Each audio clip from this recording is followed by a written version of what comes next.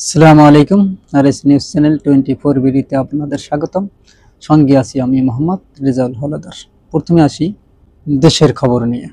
ভারত বাংলাদেশের যুদ্ধ বিস্তারিত। হলের টপিক ভারত বাংলাদেশের যুদ্ধের পরিস্থিতি ট্রেন্ডিংয়ে আছে। ভারত বাংলাদেশের যুদ্ধ বাজলে দুই দেশেরই চরম পর্যায়ে ক্ষতি হবে, এটাই স্বাভাবিক। যদি ভারত বাংলাদেশ থেকে সবকিছুতে এগিয়ে আসে, এটাও আমরা অস্বীকার করতে পারি না বা করব না। দেখেন, বাংলাদেশে একটি ছোট দেশ, এর গুরুত্ব কিন্তু বিশাল। বর্তমানে ভারত বাংলাদেশের ভিসা বন্ধ করায় কিন্তু ভারতেরই অনেক ক্ষতি হয়েছে। তাদের ব্যবসা বাণিজ্য, দোকানপাট, হোটেল বন্ধ। সেখানকার মানুষ অনেক দুঃখ প্রকাশ করেছে।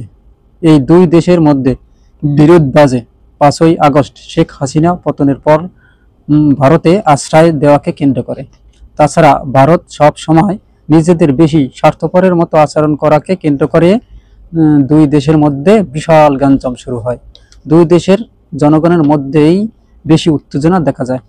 এমনকি বাংলাদেশের সহকারী হাই কমিশনার ভারতে জনগণ ভেঙে দেয় এবং বাংলাদেশের জাতীয় পতাকা পুড়িয়ে ফেলাকে কেন্দ্র করে ফের নতুন করে দুই দেশের মধ্যে আবার তুমুল উত্তেজনার সৃষ্টি হয়। ভারতের জনগণ বাংলাদেশকে হুমকি দেয় বাংলাদেশ দখল করার জন্য। আর কলকাতা রিপাবলিক টেলিভিশন তো সব সময় বলে বাংলাদেশ থাকবে না, চট্টগ্রাম থাকবে না, রংপুর থাকবে না।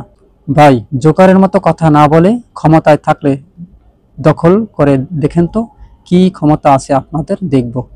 এবার আসি আসল কথায়। সত্যি ভারত বাংলাদেশ যুদ্ধ বাজলে কি হবে চলুন একটু আলোচনা করি।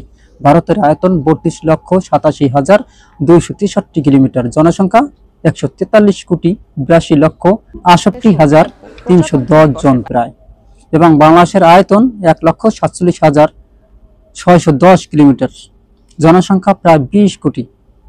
ভারতের সেনাবাহিনীর সংখ্যা 13,25,000, নিয়মিত সেনা 11,55,000 এবং সংরক্ষিত আধসামরিক সেনা সংখ্যা 12,93,300 জন। মোট 37,73,300 জন সেনা রয়েছে। বিমান বাহিনীর সংখ্যা, নৌবাহিনী সহ বাংলাদেশের সেনাবাহিনীর সংখ্যা 1,60,000 এবং আনসার বাহিনীতে রয়েছে প্রায় 62 লক্ষ। এরাই আসল সংখ্যা। এবং বর্তমানে বাংলাদেশের অনেক যুবককে বাধ্যতামূলক প্রশিক্ষণ দেওয়া হবে বলে ঘনিষ্ঠ সূত্রে জানা গেছে। ভারতের এই বিশাল জনসংখ্যার বিরুদ্ধে বাংলাদেশের কিভাবে লড়বে? ভয় নেই, পাকিস্তান ও চীন সহ সব সময় বাংলাদেশের পাশে থাকবে। তাছাড়া ভারতের সাথে প্রতিবেশী রাষ্ট্রগুলোর সাথে তাদের তেমন ভালো সম্পর্ক নেই, সাপে নেউরের মতো সম্পর্ক। তাদের আছে অত্যাধুনিক অস্ত্র, গোলাবারুদ, পারমাণবিক বোমা, মিসাইল, ড্রোন বোমা, আরো অনেক অস্ত্র শস্ত্র। আর বাংলাদেশের ছোট দেশ বলে তাদের ছেড়ে দেওয়ার পাত্র নন। তাদেরও কমপক্ষে বেশি কিছু মিসাইল, ড্রোন, গ্রেনেড, বোমা, গোলাবারুদ রয়েছে। তাছাড়া বাংলাদেশের সেনাবাহিনী সারা বিশ্বের প্রায় 43টি দেশের যুদ্ধে অংশগ্রহণ করেছে। তাদের রয়েছে অনেক দক্ষতা, কারণ বিশ্বের 143টি দেশে তারা কম বেশি সব জায়গায় যুদ্ধ পরিচালনা করে থাকেন। অতএব ভারতের চেয়ে বাংলাদেশের সেনাবাহিনী কোনো অংশেই কম না, বরং তাদের চেয়ে অনেক গুণ এগিয়ে পারদর্শিতার হিসেবে। বিমান বাহিনী এবং স্থলপথে যদি ভারতের সাথে যুদ্ধ হয়, ভারত কোনোভাবেই দখল করতে পারবে না। কেন পারবে না? বাংলাদেশের রয়েছে প্রায় 62 লক্ষ আনসার বাহিনী, তারা আসবে অবশ্যই। এবং আর্মির সংখ্যা রয়েছে 1,60,000, তারা থাকবে, পুলিশ থাকবে।